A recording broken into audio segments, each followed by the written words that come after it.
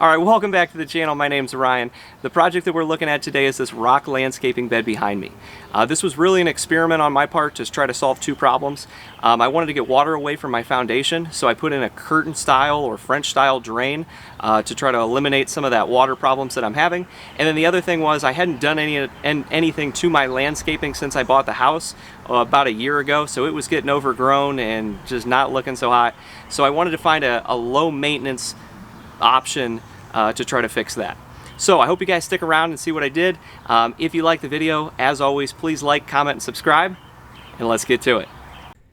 Alright, first step is to remove all the bushes. I'm using a small chainsaw. As always, remember safety first. Probably shouldn't be doing this in shorts, but at least I have safety glasses and hearing protection on. After all the bushes are gone, I want to make sure that I come back around and dig out all the stumps. It's an easy time to do this, and it'll help us a lot in the next steps to come.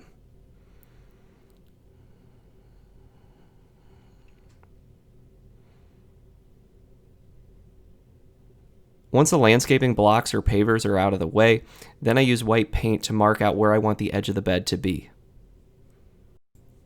The next thing that I wanted to do was establish the grade of the bed. You can see next to the concrete, I went about 1.5 inches to 2 inches deep, and then I gently sloped it uphill towards the house so that there's more dirt by the house than by the edge of the bed. It is important to note I didn't want to take too much dirt out of here, especially near the concrete, enough to create an edge, but not enough to undermine the concrete.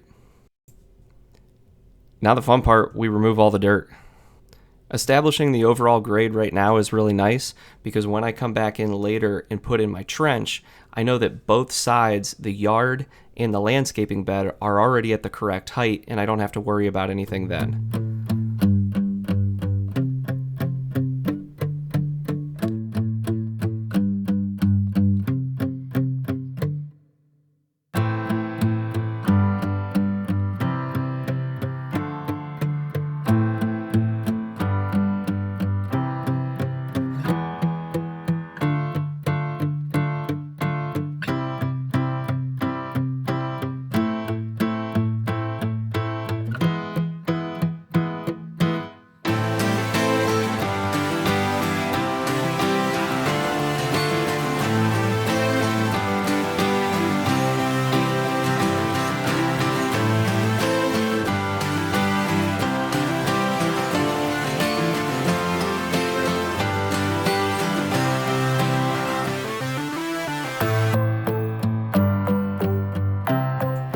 Now I need to remove the sod. I'm going to save these and water these for later so that I can patch some of the brown areas in my yard.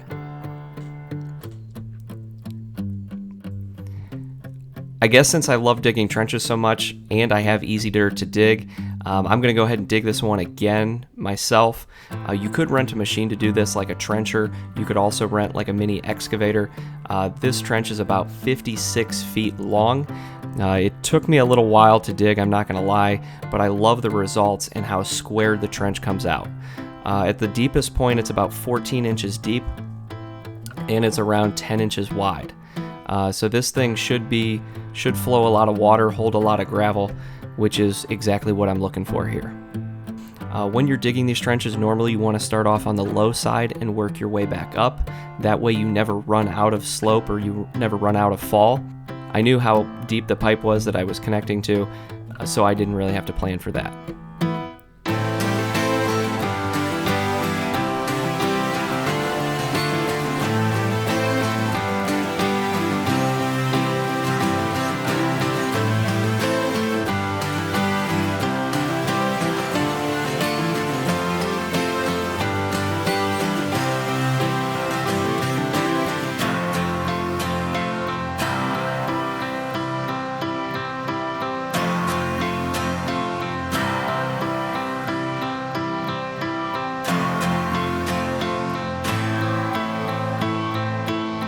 So as you can see, the drain is going to start at the concrete, and then there's a French drain that I've already installed right on the other side of the fence. An easy way to check for slope as you're digging the trench, or to double check yourself right after you're done, is to use a level.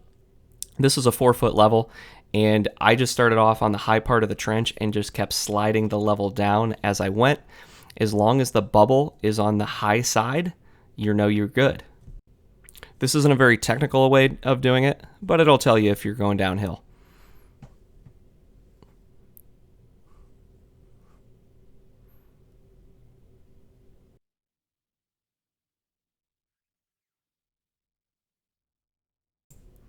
All right, for my last drainage video, I found out that some people love the geotextile fabric and some people don't. Not necessarily a requirement of a French drain, but something that I do like to put in there. This is, like I said, a geotextile fabric. It's a 3.5 ounce fabric. It's 4 feet wide and the roll's 300 feet long. So the whole purpose of this is to keep the pipe from silting up. It'll let water go through, but not let dirt through. Sometimes the fabric can be tricky to work with on these larger rolls or longer trenches. Personally, I like to roll the fabric out across the entire length of the trench. Then I come back and step it down into the trench. I really want to make sure that the fabric stepped down to the bottom of the trench and it's squared off into basically into the corners. That way when we're pouring our gravel in later, it's not stretching or pulling the fabric over. I also really like to pin the fabric in place so that if it's windy, it's not blowing it around or moving it around, and it stays in place while you're pouring the gravel in as well. All right, here's the pipe that I bought from Lowe's. This is a 100-foot roll of corrugated perforated pipe. Corrugated meaning that it has those ridges, and then perforated meaning that it has those 4 slits that go around it to let in water. When you take a look at the pipe in the trench, I have it capped off into the T. Up from the T, there's a riser to the surface. Then it's laid down at the bottom of the trench, right on top of the fabric. It goes down here into another T that has a riser coming straight up. And then out on the other side of that T, it continues down underneath the fence where it connects into a French drain that I put in last year. Now there's many ways that I could have connected this pipe into the other one. I didn't feel like digging it up and putting in a T, so I used this here, and this is a gutter connector. And then this is an example of what I'm cutting out of the pipe that's already in the ground on the other side of the fence. So I'm cutting out that square so that the gutter connector will fit into there.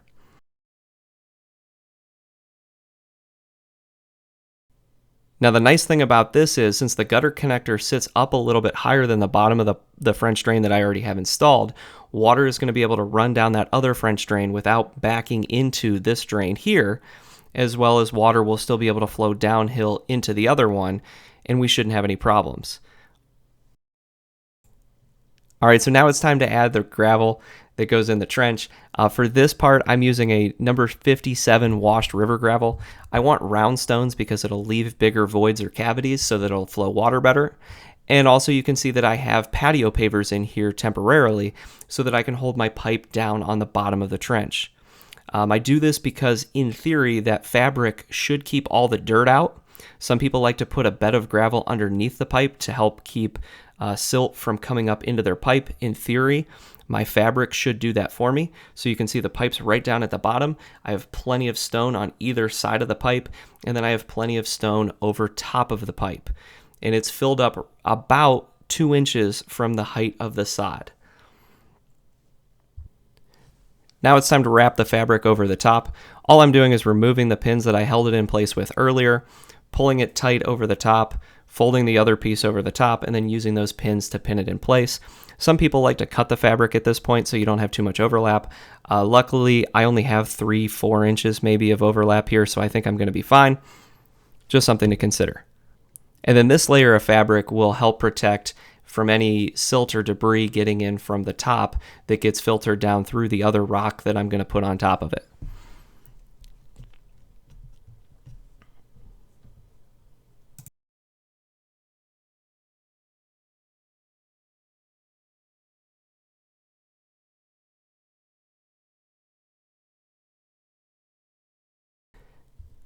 All right, so the next thing that I had to address was the end of this planting bed. So I removed a ton of dirt over here, and now I have a huge difference from the level of the actual planting bed where I'm putting in rocks and whereas the area that's now going to be grassed over. So I'm using these larger rocks that I found in other areas of my yard to act as a retaining wall. I started off by just digging little trenches or ditches for them to sit in, adjusting and manipulating them until they fit pretty well together. And I came out with a pretty good product where these three rocks are going to link together to create a little retaining wall to cap off the end of my landscaping area.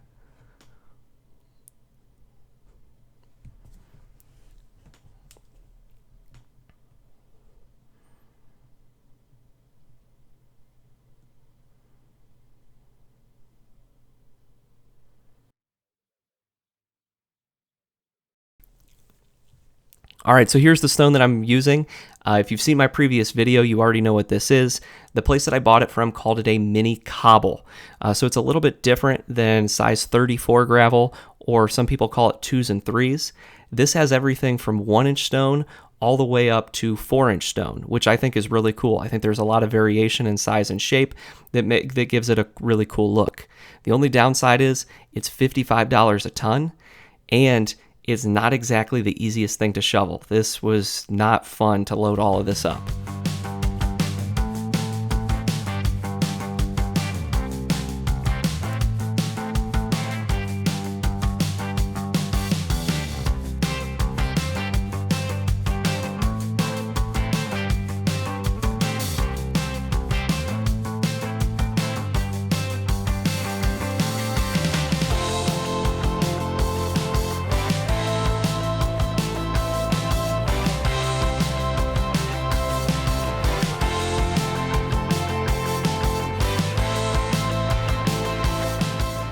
All right, here you can take a look at how I'm spreading this rock. In the landscaping area around the plants, I'm trying to go 3 to 4 inches thick, and then obviously it's much thicker in the drain area so that it maintains that level and goes level right into the edge of my yard there. As you can see, I'm not using a weed barrier or weed fabric at all. Instead, I'm just using preen.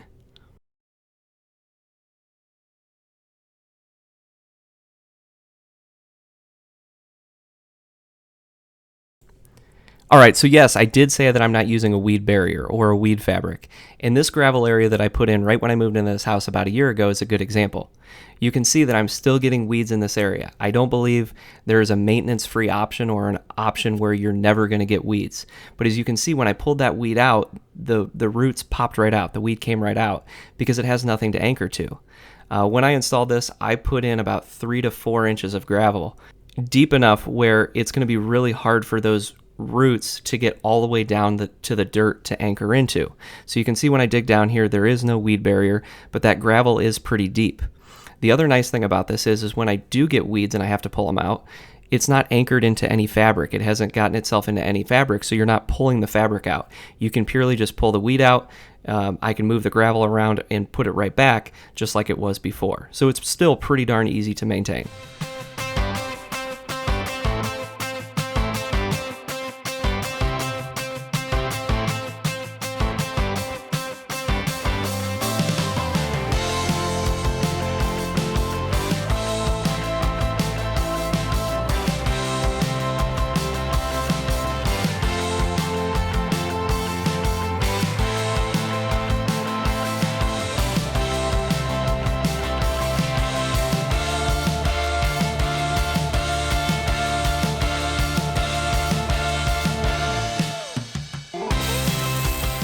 All right, once all the gravel is spread, we need to make sure that we go back and water the plants, but the more fun part and the more rewarding part is to wash off the actual stone itself. You can see that once I start spraying it with water, all that sand and silt that's on there, because it's not a washed gravel, I didn't buy a washed gravel, all that sand and silt is starting to wash off, and you can really see the true color variations of the rocks. You can see the stuff that I didn't wash off versus the stuff that I washed off. All the different colors are starting to pop, and it's really starting to look pretty good. Using some of the dirt that I pulled out of the landscaping area earlier, I regraded this, made sure that I put at least 4 inches of dirt over top of the trench to help promote the growth of the grass. Don't want that drying out. And then I used the leftover sod to redefine this edge and make a nice sharp edge so that it stays nice and defined while the other area is growing in. Now that it's time to seed the area, I kept it pretty simple. I went down to Lowe's and got a starter fertilizer by Scott's, and then I've had really good success with this Pennington Smart Seed for Ohio. It's their Ohio mix. It has perennial ryegrass in it, which germinates pretty fast, 5 to 10 days or so. And then also it has a high mixture of Kentucky bluegrass. Between the two of those, this area gets a lot of sun and a lot of shade, so this grass seed should work pretty well. Now, I didn't need to get out the fertilizer spreader, but I had it on hand, so I figured why not. So I spread out the grass seed. Then I came back and put on a coat of the starter fertilizer as it recommends on the back of the bag.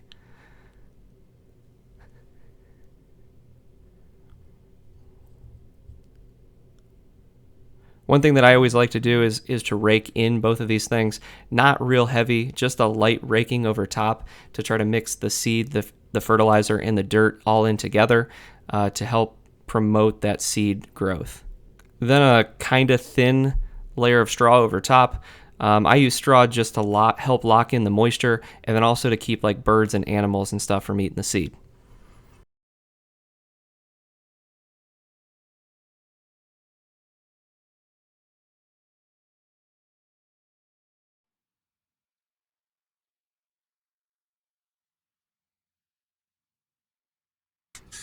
Then the only thing to do after that is to water it.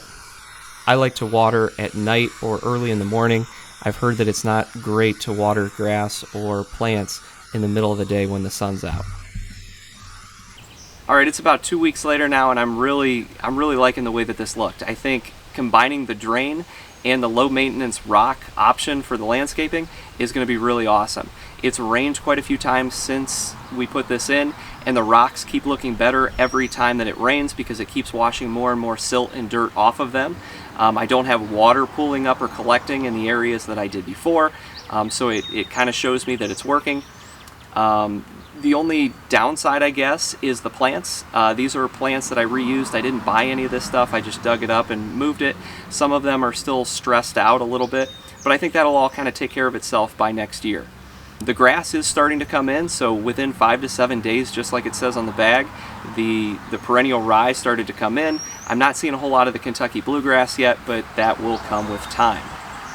I do want to take a second to explain a few things. So when we look at this, the risers that come up from the pipe.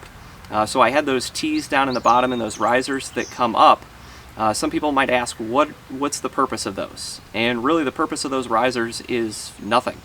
They're there for my own personal curiosity. It's a place where I can wash out the drain if I need to, so I can stick a hose in there and wash it out if I ever wanted to.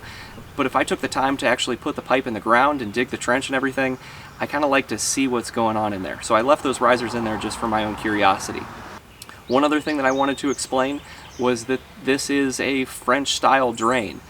Some people call it a French drain, some people call it a curtain drain. From my understanding, a curtain drain goes around the perimeter of your house or an area, and a French drain is just a drain that's an open gravel drain. So that is really what this is. I use that fabric burrito style drain as well, and I think that's going to be really awesome, because if you think about this, the entire surface of that drain, or the entire front of my landscaping bed, is like a blind inlet. The entire thing is a surface water drain. Water is just going to go straight through that gravel, go down through the fabric and into more gravel, and then into the pipe and get out of here really quickly. And that's why those surface drains, or those verticals that come up, that's why they don't do anything. Because the water is already going to be going through the gravel and getting right into the drain and out of here as fast as possible. One other thing that I wanted to kind of touch on is, if you're going to try something like this, I highly recommend using small plants, something with a small root base, because these plants, the plants that I have in here, hostas and the tall grasses, their root systems stay pretty compact and pretty close to the actual plant itself. You wouldn't want to put in trees or really big bushes in these areas, because those roots are going to try to find water, and the area where that water is going to be is in the drain, and you don't want a ton of roots trying to get into your drain if you can.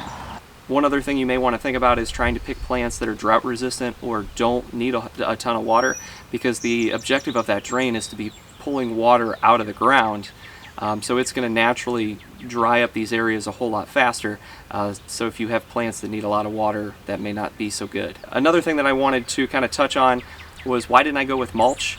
You could do this style landscaping with mulch. In theory, that geotextile fabric that we put in is going to keep any of the mulch or the decaying dirt or anything that goes along with that from getting in your drain. You could do that if you wanted to. For me, it was a maintenance thing. Rocks don't decay very fast anyway. So this is something, these rocks are something that I'll never have to replace. Maybe here in 5 or 10 years I'll have to order a little bit more and just dress them up and put some over the top. But the low maintenance part of it is something that I really liked. Alright, I hope you guys enjoyed the video. If you made it this far, at least you were semi-interested in it.